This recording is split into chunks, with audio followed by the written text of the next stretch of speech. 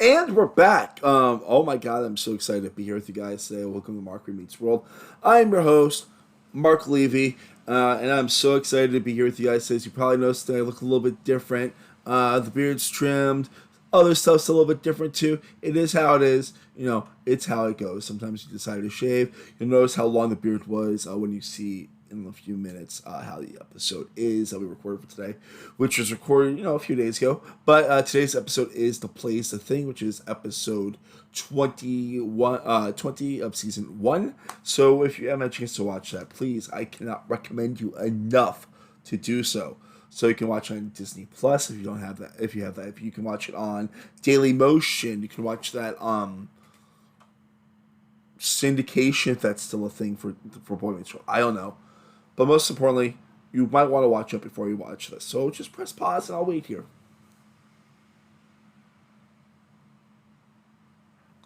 Alright, so now that you've watched the episode, I'm going to say I think you're going to really enjoy what me and my friend Jon Galvez talk about today. It's a fun one. If you've seen, you might know Jon from some plays I've done with him and from an episode a few weeks ago. But no matter what, enjoy.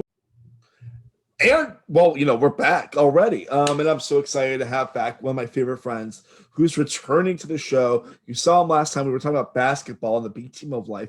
Today we're doing the plays the thing, the one, the only Jon Galvez. Hi.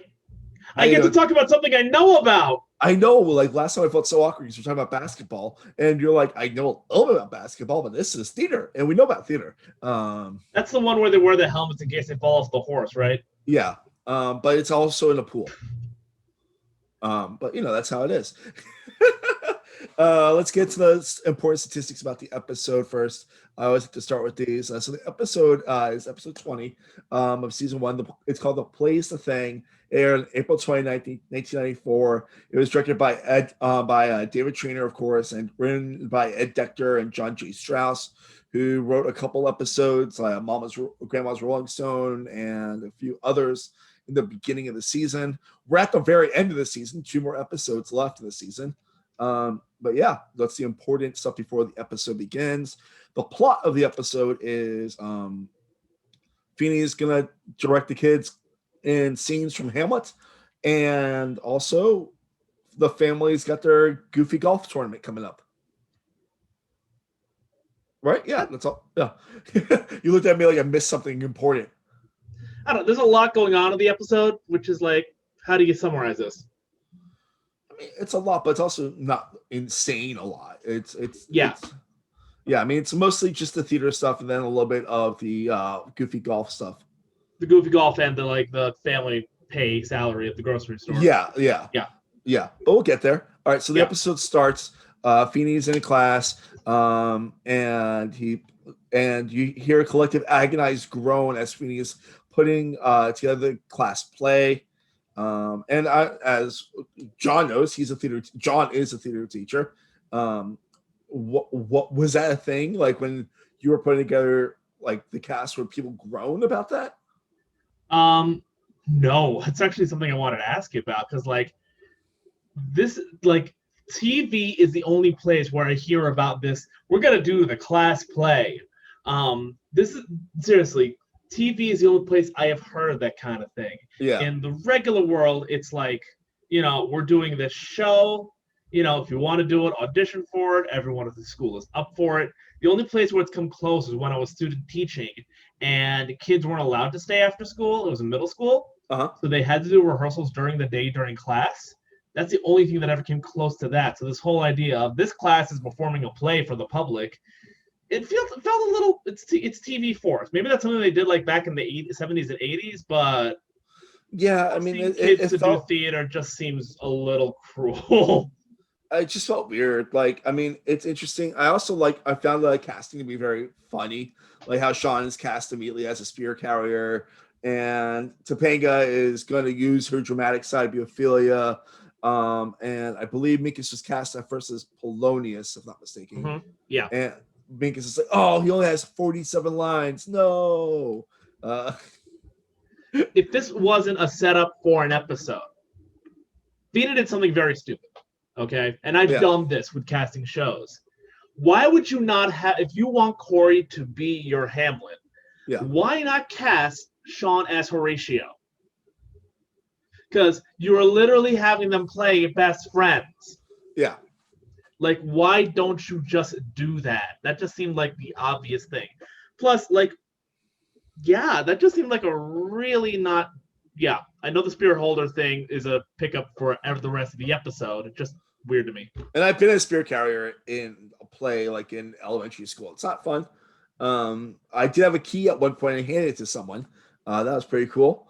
But and yeah, so and it's also not even doing all of Hamlet, doing scenes from Hamlet, but they have a full set and everything, which we get to later. Which I'm like, you're just doing scenes. You're building a whole set. You're not just like putting chairs out and saying, "Oh, this is a couch." Which is what they do in professional theater sometimes. I do love the fact that like the reason why Cory is cast as Hamlet is because he never shuts up and people get annoyed by him. And I'm like, yes, because Hamlet is like I don't like to play Hamlet because I find the character of Hamlet to be too annoying. Like the original emo F boy. Yeah, I mean, you can curse if you want on the episode if you want. I like the challenge. Okay. I mean, I'm not going to censor myself, but that's just where that goes. But it's just the episode, like it's really, really, it's a cute first scene, sets it all up really well. Then after the credits, Cory is practicing for goofy golf, and Morgan is pretending to be a windmill by kicking her legs and moving her arms around, and it's just such a good prime Morgan moment in the episode, Yeah. The thing is that what was Morgan doing last year while they were playing at the Jersey Shore? That's what I was thinking too, because at the end of the episode, she's clearly on a team. Yeah, but it's like, what? So, did they think about this? Were they like, you know what? Let's get. Why don't we invite Sean so it's an even 3-on-3 or something like that? Or Feeney? I mean, Feeney lives very close to them. But it's a thing of like, are they leaving their under 10-year-old kid alone in the Jersey Shore while they golf for 2 hours? Yeah, it's the thing. Plus, what course is this what big a deal is this course that you're willing to drive 3 hours to the Jersey Shore to play? Like, there's got to be a good mini golf course in the Philadelphia metropolitan area. Is it Philadelphia though? Because I know Philly is only an hour away from Atlantic City. So it's Philadelphia. Like that, it's like throughout the whole show, it's always referenced that's Philadelphia. I think they got their timeline wrong because first of all, to drive 3 hours, first of all, that's a long trip.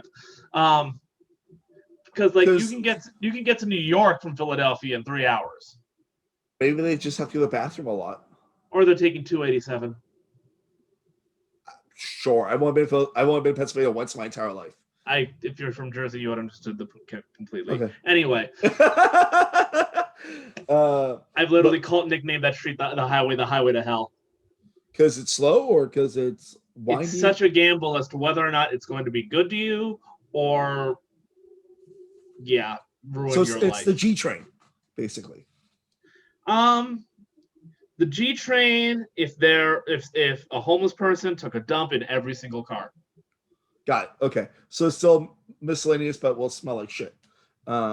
Yes. And it's the same homeless person who was given a crave case.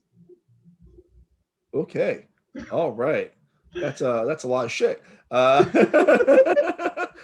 So Eric, when Eric joins the scene, he's like, "Oh yeah, you can't beat Mom and me. We're gonna win." But he needs some money, so he's like, "I'll offer to take a dive in the Goofy Golf tournament if Cory pays him some money." See, here's the thing with that bit. This is where you saw a small glimpse of the Eric you would get 5 seasons later. Small glimpse, because it's still it's still very horny child Eric, but it's not horny dumb child Eric. Yeah, and it's Eric going, "You're like a brother to me," and Cory goes, "Yeah." It's a small glimpse as the Eric we would eventually receive. Yeah. Which that's good. And then we cut to the scene with rehearsal where Cory is bored to tears with Yeah. everything he's saying. And like he's doing one of Hamlet's speeches. I can't remember what speech it was. It was the to be or not to Yeah, be. that's what I thought, but I wasn't sure. Yeah. And But like here's the thing. He actually does it really well. Ben Savage is a very underrated actor. Yes. Yeah, he does. Like I think he would be a good Hamlet as like he just Ben Savage. He kind of forced the blah blah blah into it. He forced it. Yeah, no, it was a very honest to be or not to be. That is the question. Like, because I've worked with a lot of kids who have read that speech out loud, and I'm like, okay, unless you actually studied some acting, you always read it to be or not to be. That is the question, whether 'tis nobler in the mind to suffer the slings and arrows of outrageous fortune. There is no pause. There is no beat. There's no take. He did all that. And I'm like, you're how old in this scene? Wow. He's 12 now because he turned 12 last episode. But and then he's like, who wrote this? I'm not thinking of like the character. I'm thinking of Ben Savage. Ben Savage, I think, was also. I mean, I can tell you exactly how old he was in April 1994. He was 13. Yeah, and so that was impressive. Yeah, I mean, I think he's one of those actors. Like I feel like a lot of people, you do see a lot of growth in Boy Meets World, like acting wise. Like when it gets like people like Ryder Strong and like Will Friedle, where you see them go from like what they are hired as to something more. Yeah. But like Ben Savage has always been a really amazing actor at Cory. Like, yeah. Yeah, especially as a child. Like he does some great stuff. You know what I was thinking though? Yeah. And maybe we'll bring this up later. I don't know. I was reminded of a Wonder Years episode watching this. Which one? An episode of the Wonder Years. Yeah. There was an episode where there were like class play in the 60s trope. Was doing Our Town. Okay. And like Fred Savage was perfectly happy as the spot operator. And it's like, so big deal. I don't care. Let me do the thing. And everyone's focused on, let's do this. We're excited. We're happy to do this. Yeah. Savage was like, he's ready to just quit. And then his friend, I forget the friend's name, is like, I'm going to be the spot op. It's going to be so cool. Yeah. And like that was the primary focus of the episode. And I almost feel like they looked at that episode and kind of like almost re-angled what the show was. You know? Yes. It just reminded me of that. I don't know. No, that's cool. I actually, it's so because I haven't watched Wonder Years in probably 20 years. So then I watched it all growing up because I was obsessed with both Savage brothers. I mean, more with Ben than Fred, but like, yeah. It's worth a peek. But going back to the scene, because the scene starts off really good and it gets a little problematic towards the end. But like how he's like, who wrote this? And then like Vinny's like, well, some say a collection of people. And then Minkus is like, I like to subscribe to the Francis Bacon theory. And then Sean's like, I like to subscribe to the Jimmy Dean sausage theory. And it's like, it's so. I love like how specifically nuanced Sean's picking on Minkus is in that scene. Let me ask you something though. When did you first interact with Shakespeare in school? Like what grade? 7th. See, I didn't touch it until 9th grade. So I don't know what that says about our differing educational whatever. But also like it's so weird because like I know for a long time. I don't know. That is weird because we're both from like similar schooling type situations. Like both, I assume you were public school too. Yes. Jersey and Florida, I'd say similar at least in the early aughts, late 90s. I don't know. It's just feels weird that these kids are what, 6th grade? But also, I got into my first time experiencing Shakespeare in my school setting was because my 7th grade teacher was very, very obsessed with Shakespeare. And did some other thing of this. I had a night of Shakespeare. I wasn't in the night. I watched the night because it was my first year in class there. Right. But then 8th grade, I think 8th grade we read Romeo and Juliet. I'm not sure. Yeah, we didn't touch it until ninth grade. Although I did have a seventh grade French teacher who, to keep us keep our attention in class, kept playing Les Mis, Yeah. which probably explains a lot about my career choices. uh, then like Cory is like pissed off because Hamlet is a wimp to him, which in my personal opinion, yes, he's a very much a wimp. And Feeney says he's a hero. I'd say he's more wimp than hero, but yes. I mean, I think Hamlet's a hero for people that want Hamlet to be a hero. Literally, yes. It's like just because it's the idea of he's the main character, so he must be the protagonist. And he's like considered the hardest Shakespeare role. I will not deny that. Oh yeah. But like just because he has a lot to say doesn't mean he's like the strongest, bravest character ever. The reason why is because there's a broad range to what he does over the course of the play. He's sad, he's scared, he's insane. He's the sanest one in the room. He's calm, he's screaming. How has Nicolas Cage not played this part yet? I mean, yeah. I mean, and Nicolas Cage actually would be amazing as Hamlet. Yeah. I'm just imagining like Nicolas Cage like in the 80s, just after Vampire's Kiss, where it's like, he can go crazy and not afraid to go crazy. Yeah, I honestly think that like this was a role that Nicolas Cage should have had at some point, because the level of range the character has to go through, he has literally done that over the course of his career. Yeah. He's done that in the movie Mandy alone, which is a great movie that I have a lot of love for, and I have it right here on Blu-ray. I mean, it's very easy for him to go from Captain Corelli's mandolin to Bringing Out the Dead. Have you ever seen this movie before? I have not. It's about this guy whose wife gets murdered by a death cult, so he goes to murder them. But he has this amazing scene where he drinks a whole bottle of like vodka in his underwear while crying, and it's all like one shot. He directed it, didn't he? No, he didn't. Wow. But whatever. Then there's like some really funny lines in this scene, like when like Feeney and Cory have their fight. Feeney's like, "Oh yeah, it's the gospel according to Jean-Claude Van Damme," and like they're not like agreeing, and it's a paying interest a scene in a really great Victorian costume, and she looks authentic and everything. And this is one of the few times in the history of Boy Meets World, well, I can honestly count probably on two hands the times where the show has not aged well at all. They go into some pretty bad sexism jokes in the scene. You hear a groan from the audience, though. Okay, which actually surprised me. I didn't notice that. My antenna just like, oh no, this doesn't age well. But the audience was there with you. Okay. Strangely enough, the canned audience from like 20 something years ago. From 25 years ago. Yeah. Oh no. Yeah, it's a thing of like because there's literally, I think, like, and if that's the case, because I haven't rewatched this since this afternoon when I was like, oh god, like I was like, oh, get through this scene quick because I don't want to experience that kind of sexism while watching Boy Meets World. Yeah. But like, because I know like when there was like scenes where the boys were dressing up like in season 2 and season like 6 or whatever. Yeah, it's not right. It's not handled right, but.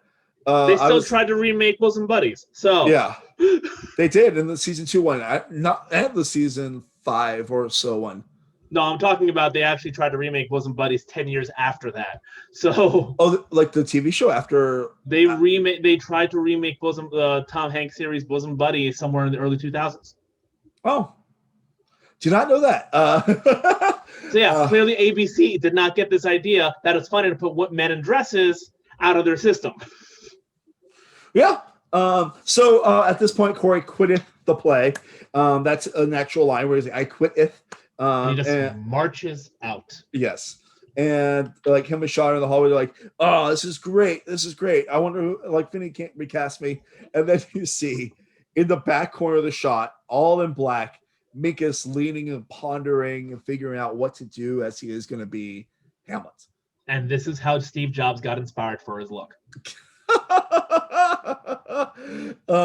And he takes it so seriously, and I think there's a very, very funny line where he's like, should I do this in a Danish accent? He does like the most comedically absurd Danish accent I've ever heard. Mm-hmm. And then there's a very funny line of like, oh, there's Prince Haagen-Dazs, which I learned this recently, not because of this, but for those that don't know, did you know that Haagen-Dazs is a Brooklyn company?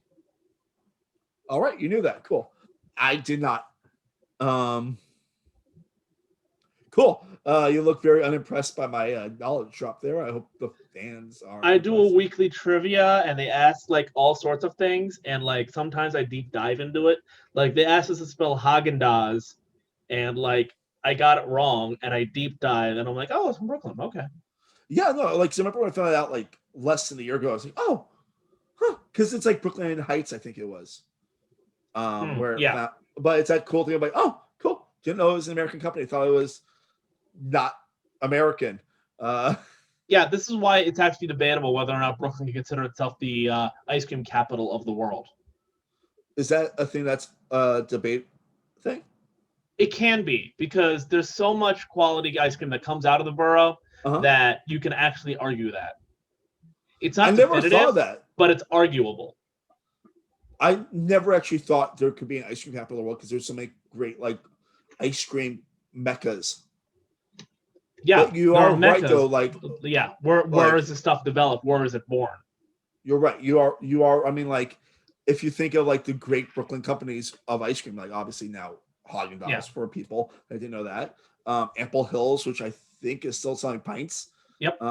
I think they're closed but I'm not sure about that. But what else is there? There's like 5 or there's a few. Yeah. You know? And it comes down to, now let me drop a science fact down on you, and we are totally off the rails right now. But I don't care, you know this. Yeah, dropping a science fact on you, one of the reasons what makes all stuff in New York unique, like, have you ever had a New York bagel versus a bagel from anywhere else? It's the water, I know that. Yeah, it's the same thing, okay? It's the same kind of thing, because ice cream uses ice. The ice from the thing comes off. Yeah, it alters the chemistry of the ice cream. And that's why New York pizza is the best pizza in the world. Also a thing. That's a very real fact. So Cory is better at golf now, but the tournament's been canceled because Dad got a pay cut. This is like where the C plot of the episode starts. You quantify this as the C plot? What's the B plot? I'd say the B plot's the golf tournament. I think it's connected. I think the golf, because the golf tournament was contingent on not getting a pay cut, so I feel like they're running along the same line. Okay, that's fair. Yeah, it's definitely, at least if it's not a C plot, it's definitely like a 2A. You know what I mean? Supplemental to the A, supplemental to the B. Because like honestly, this thing only comes up like 3 times the episode. One of them is a good long scene. But other than that, it's not much. So like Alan got a pay cut. And like Cory's upset that Alan's not going to stand up for himself, so he calls his dad a spear carrier, which that's a pretty fucking harsh thing to say to someone, but you got to get that. Like you're like, yeah. But this is where the episode is kind of brilliant in its writing. The Goofy Golf Tournament is really a MacGuffin for what the rest of the episode really is, because like Cory's like, I'm not comfortable with this. I don't want to do this. I'm walking out. And he's like, this is the attitude, I'm being praised for this. This is the attitude everyone should have. Dad, why can't you be like me? That's really what he's saying. Yes.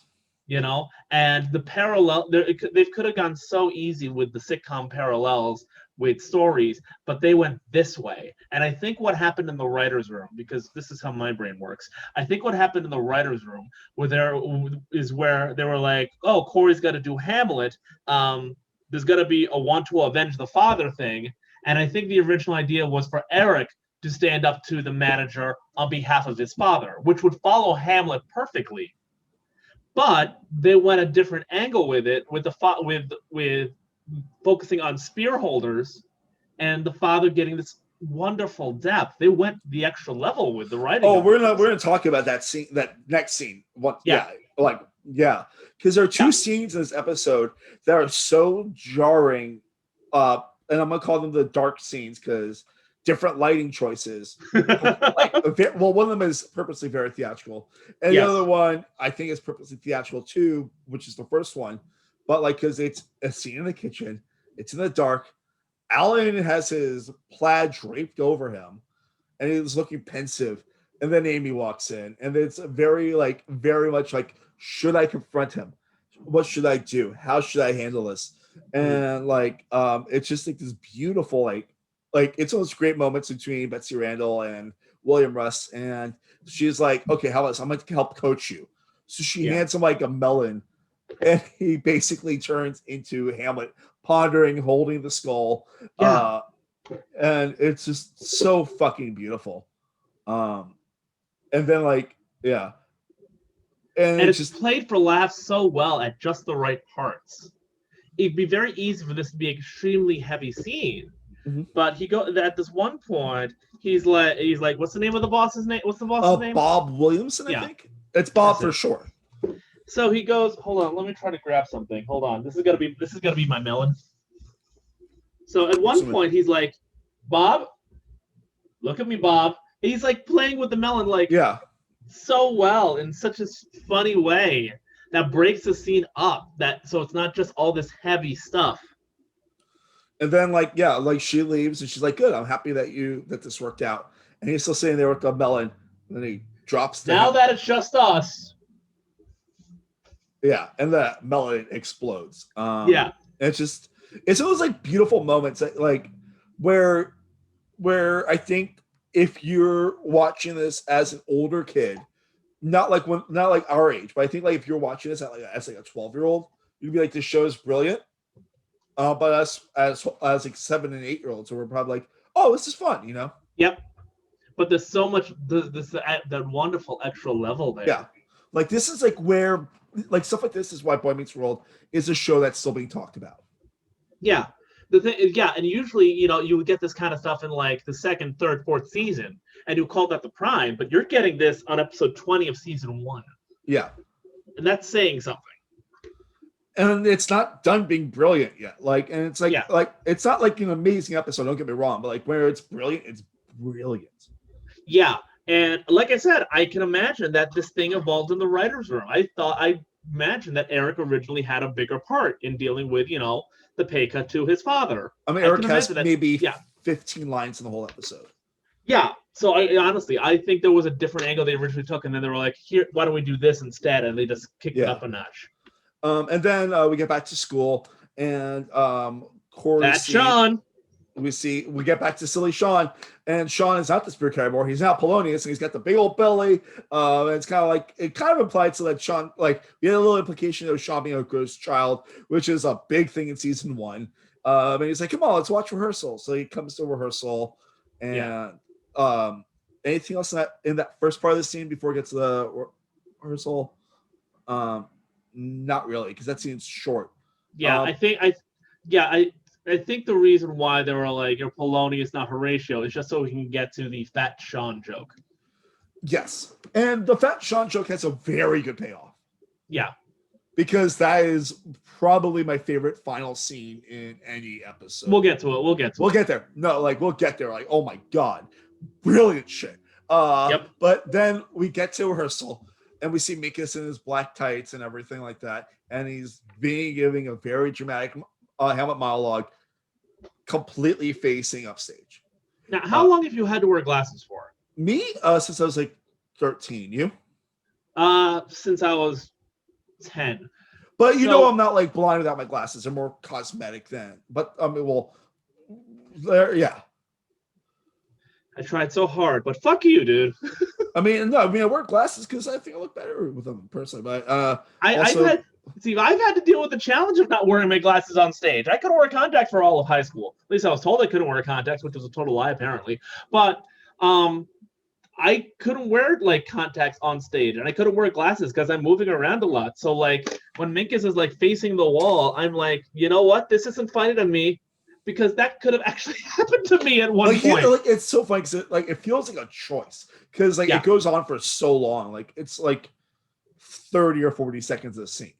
And he's already been talking when the scene starts. So it's that thing of like, is Feeney directing Minkus to like not look at Ophelia's dead body?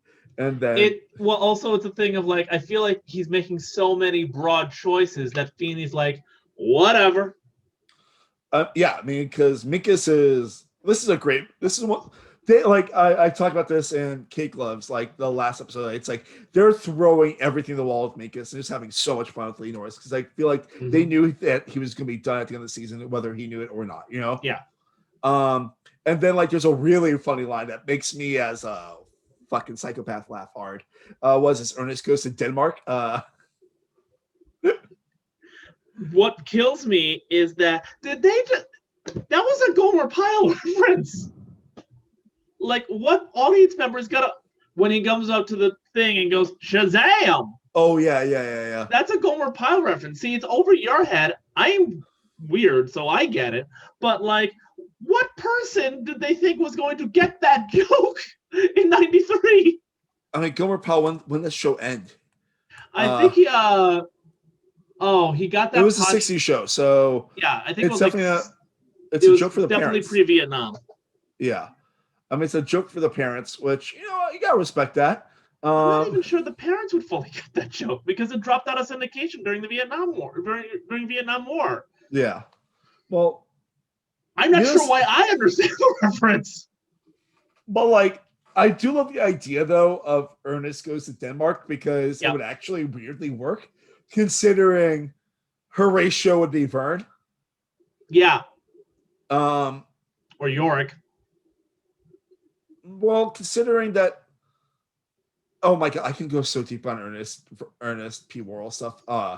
We will not go that deep right now, but the fact I will just reference, because I know that you know enough about Ernest to know this, the fact that Vern, actually it might be interesting if Vern was York, but the fact that in early Ernest stuff, he's referencing Vern like Vern is the camera holder. Yes. He's Vern's holding the camera. Whatever. So Minkus says a southern accent. He's stepping on Topanga. He's making all these crazy choices. Rehearsal ends, and Cory talks to Feeney, and Cory gets hired back as a spear carrier. Mm-hmm.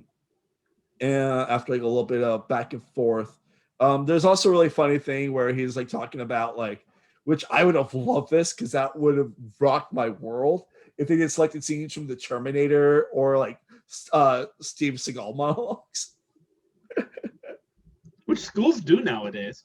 Oh, I mean, remember how there was that school that did Alien? Oh yeah, no, and they got to restage it thanks to some funding from Sigourney Weaver. Oh, I heard about that. Yes. Yeah. So I mean, it'd be really fucking cool to see Terminator scenes done by kids. That's all I'm trying to say about that. There's this thing that someone I used to do shows with did on the West Coast called Terminator 2 Judgment Play. Tell me that, please. It is someone from the audience is asked to play the Terminator, and they're doing a stage version of Terminator 2, partially improv, because the actor, whoever they get from the audience, has to play the Terminator. Amazing. So they're guiding them along as they go. It's a spin-off of their previous show, Point Break Live. Oh, I think it was an audience member in the Keanu Reeves track. That's so great. Oh my god. You never get the same show twice. That's so great. I love that. I love that type of shit so much. That makes me, oh god, make me miss theater. I want to do some fucking insane shit once so I can be in front of an audience again.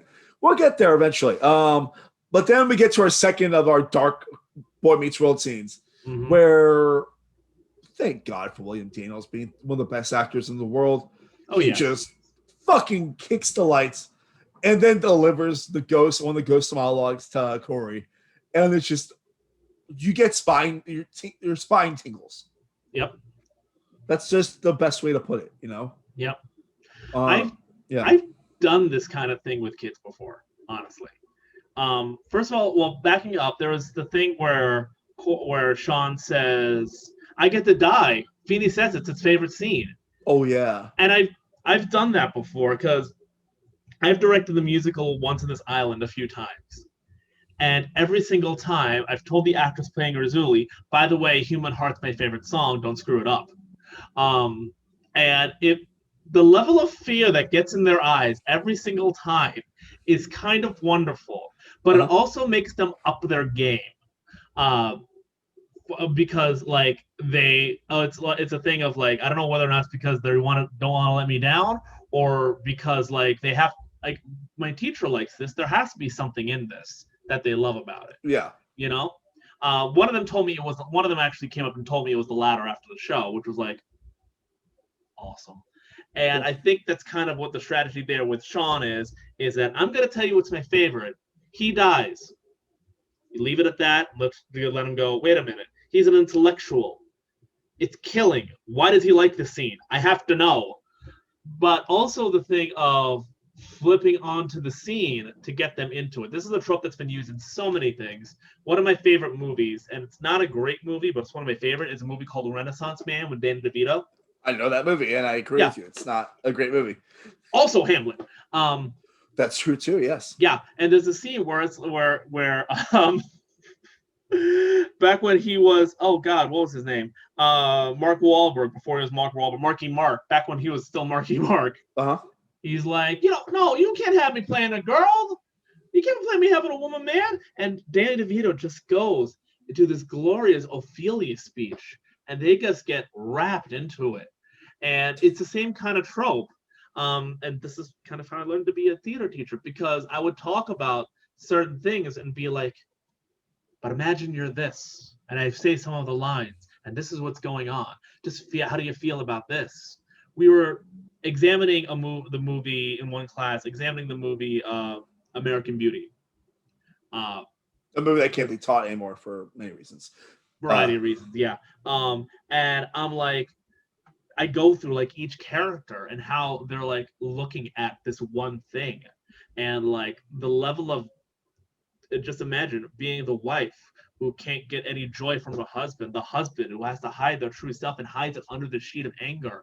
And I just lay this whole thing down. And from that point on, we were able to have these deeper discussions about characters and motivations. And God, I miss teaching the subject. But like, it's scaring the student into engagement. That's what that is. It's more than just, I'm going to do a speech from Hamlet, freak you the F out. It's engaging it's scaring the student into engagement. Because sometimes kids need that. Kids need to be sparked somehow. It's also really interesting how the scene is shot too. Yeah. Like, since William Daniels isn't that much taller than Bennett Savage at this point. And it's just shot like where he's like looking like a giant compared to that delicious down shot. Yeah, and if you notice, you get that nice light behind him, and it's like very intense. It's beautiful. Yeah, but also there's another layer to the visual of it, because you have the set pieces there, which is supposed to look like these big things in a castle, and the angle they have it at, William Daniels is towering over these things. So even the things that are an illusion of reality, he towers over it. Yeah. He towers over everything in the shot. It's so well done. It's just... And there's only one thing above William Daniels' head. The light. The spear. Oh, you're right. Yeah. So it's almost symbolic. I'm digging deep into this. You really are. And I love this so much. So it's almost symbolic to the idea of, while Cory called his father the spear holder, that is held above all else. You just don't even notice it. And also it sets up the most amazing final scene ever, which we're not even close to, but we're not there yet. Yeah. No, you can break this down with layers, but it's my God. It's almost, but the thing is that it's like the author who's at a talk back, and the moderator goes, we're discussing how this one chapter, you talk about the blue lamp for a paragraph. Did that mean to represent the character's melancholy? And the author just goes, it's a goddamn lamp. That's it. I made it blue. It's probably like more like that than anything I do. Considering I know your place, I would love to just be like, hey, John, in let's show you BT. No. That actually happened to me at a talk back, because there was this one play where I kept mentioning fires, and I was just like, it was just the most convenient thing at the time when I was creating it. Yeah, no, I mean, we can go on a whole theater nerd talk at any time you want. And this is just like so barely. This is shaving the surface. So Alan goes to talk to Bob, and it goes well. it goes well enough. And like he says that like being like Cory says being the lead in a play is like being a dad. And it kind of makes it's close enough. Well, Alan just goes, Yeah. And really, dude? It's it's a little ham-fisted there, but it makes sense enough. Yeah. Like you have to control the situation. And of course, sometimes it's the woman that does it, sometimes the man, sometimes both. But it's also like figuring out what's right. And you find out that even though they're not going to Jersey Shore, he created goofy golf in the backyard. And he's like, we're gonna win, we're gonna beat Eric and Amy. And he like even like apparently when he built the course, he like made it so like they can easily cheat. You control what you can control. And Morgan is clearly on the team with Eric and Amy. So it's like you only decided to cheat because you were outnumbered 3-1. Honestly, fair reason to cheat, though, right? Here's the thing, though, just to back up for a second. That whole thing of Cory recognizing the consequences of, like, standing up for what you believe is right. Doesn't he have to learn this again, like, 2 seasons later with the Grapes of Wrath episode? Yes. Sometimes Cory, I mean, like, like most people, like, Cory has to learn a lesson a couple times. It takes him a few times sometimes. I try my best to be the best liberal, like smart, like caring person I can be, even though like I am a straight white man doesn't mean I can't learn to be a better person. And it's only 60 times. And as long as you learn and you apologize and you become better, that's what matters. Well, you become better. Look for the union label. I like that episode. I'm gonna have to have you on that episode too, aren't I? Yeah, probably. We'll figure out. I'll be honest, I've never read Grapes of Wrath. I never have either, but I've seen the movie like 10 or 15 years ago. So then we get to a scene that we've been talking about this whole episode vaguely, the final scene of the episode, and it is Hamlet happening, and the camera pans over to Cory and a guy who's literally listed as spear carrier, and random classmate number 5, who has maybe my favorite 6 lines in the whole episode. When he's just like, I'm bored, we're not doing anything, and Cory's like, we're helping the scene, we're part of the scene, it's what matters. He's like, but I'm very, very bored. and then Cory says literally the most beautiful lines in the whole episode. Have some pride, man, make it your own. And then Spear Carrier is like, you're right. He walks over to Sean, pops the balloon.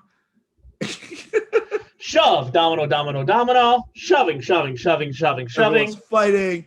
And then Cory decides to join in, knocking people over with his spear. And by the end, it's just Cory on stage by himself. And he does like the poses. And it's a perfect, weird TGIF comedy. It's like the fact that they gave this big moment to a person that doesn't matter at all in the history of the show is so funny.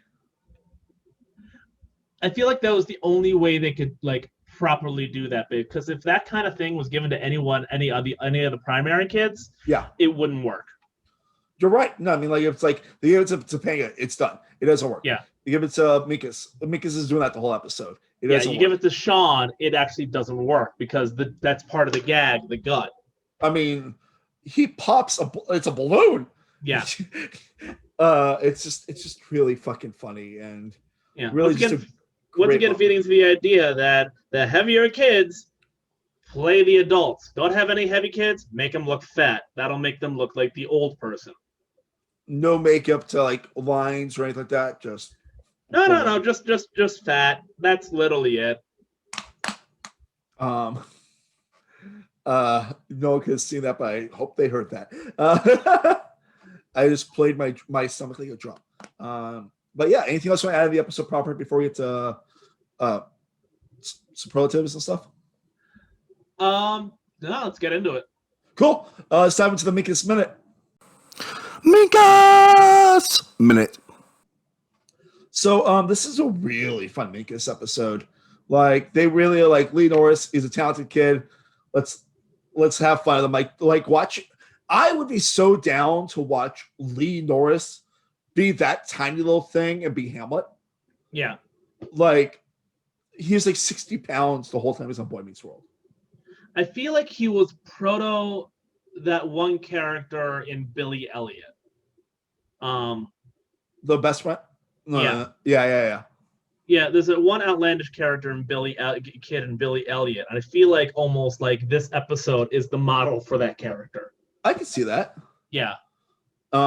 It's so funny because like I also love like how Minkus isn't subscribed to like there's no small parts, just small actors, not small parts thing. Because he's just so upset being cast as Polonius with a small role.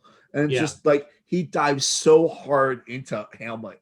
Like that scene though, like with like where he's giving them all like upstage, when he's stepping onto painting, all that stuff is just so much fun. It's just a question of, does this actually make sense for the character? You know? It actually could make sense for Hamlet. Explain. Hamlet's losing his mind the whole play, right? If Hamlet's not looking at things and he's just saying lines, that means Hamlet's inside of his own brain. If he's stepping on people, then he's in his own brain. If he doesn't care about people, he's in his own brain. It's definitely not a strong interpretation of Hamlet, but it's an interesting interpretation of Hamlet. Where if Hamlet decides just to fucking be crazy for 4 acts of the play, that would be fascinating. And that's why that's why we need to have Daffy Duck as Hamlet. But like, can you imagine like first 2 scenes of play? Hamlet's there, sad about the whole marriage and sad about his dad being dead. He gets visited by his dad, he snaps. Yep. Because he does kind of snap. Yeah. So like, I don't know. I think it'd be very interesting to see completely out there, balls to the wall, fuck everything. I've gone crazy, Hamlet. But here's going back to Minkus. It's like he's very logical, straightforward. He's a thinking person, but he's making all of these, doing all these things with a logical and emotional base. You know? If he was doing it strictly academically, I could understand that. And he does that in a number of points. You know, maybe it should be Dutch. Yeah, exactly. Maybe it's closer to Southern, something like that. But I don't know. I'm not 100% sure that this was consistent with Minkus, because I feel like Minkus would be like approach it academically, but then perform very straightforward. I don't know. Maybe that's just my take. No, I get it. I mean, like, also goes back to my opinion. My actual theory that like the writers knew they only had Lee Norris for 2 more episodes after this. Was he really only in 1 season? He's only in 1 season, and then he appears at the graduation. Oh my goodness, he is such an impact character that I'm amazed that he's only in 1 season. He's a bit like he's one of those roles that like even if he's not big, he's there. You know? Yeah, that's part of the school. Right. But you know what I mean? Like it's a thing of like, yeah, he's just a fascinating character that, yeah, like I mean, he literally has 2 more episodes, Boy Meets Girl and I Dream of Feeney, and then he's not in until season 4 for the finale for that final episode. Right. Anything else you want to add about Minkus? He adds it all himself. Nice. And that's the Minkus Minute. Minkus Minute. And now it's time for Betsy Randall's greatest TV mom in the world. A one, 2, 3, 4. Betsy Randall's the best TV mom. Yeah. You know, this is a fun episode for her. Like it's a very much, this is fun. Amy's having fun. We get competitive Amy, which we don't get often. I think you probably count on one hand how many times Amy's been competitive in the series. And this is like definitely the first time it's happened in the series, I think. Right. But then of course, like also I love the fact like that's reference that she loves show tunes. That she sings them on the 3-hour drive to the Jersey Shore, which is one of those like sitcom tropes from the early 90s. Of course, but like, it's also that cool thing of like in my mind, Amy Matthews is not much different from you or I, like where she's a theater person that like got pregnant young and then like got married and became a mom and like raised the kids and is like now a part-time realtor. I'm trying to figure out, I'm thinking about it because there's a reason that trope exists, because that is not a thing that is exclusive to like, well, it is actually kind of exclusive to like sitcom moms of the 90s, Pete and Pete had a similar thing. Yes. The mother in American Beauty actually has a similar thing because they listen to South Pacific all the time. So I think that's also, if not mistaken, Home Improvement also, right? Yeah. So it's almost like there's something about show tunes that in the late 70s and early 80s where, young women were listening to show tunes. And like this was kind of like what they were riding on in their record player. Or it's something that the middle-aged writers are taking from their mothers, who would be from the generation before, because instead of focusing on the Vietnam War at the time, they would listen to show tunes. No matter what, it's a fun choice for the character of Amy, since we don't get much from like her backstory compared I could write to an essay on this. This is deep. No, I actually agree with what you're saying too. Like, it's a fascinating topic, but it's a thing of like Amy Matthews, unlike Alan Matthews, doesn't have that much of what happened before the show. Yeah. So it's a fun thing of like we can fill in the blanks. That in my mind, she was a theater kid. Yeah. That fell in love with a guy that was in the Navy who was kind of rough and tumble, and then they had a baby, and who apparently had a temper. Apparently, Alan has this temper that we keep hearing about. It's like, why does everyone expect me to yell? But she understands this. Yeah. And it's almost like she was the calming person who was able to like keep him from doing that. And there's another layer to that relationship. And I really want to bring up how amazing she is. Like, she doesn't do much. Like, she's in 3 scenes in this episode, probably maybe 4. Mm-hmm. But like in that big scene, like dark lit scene between her and Alan, it's just like you get again how amazing Betsy Randall is. Like, she's just there being like, listen, I'm here to help you. Let's get through this together. Here's a melon. Pretend. Yeah. And she's more than just a voice of reason, She actually is able to have this humor and this dynamic to the character that like is so real. Yeah.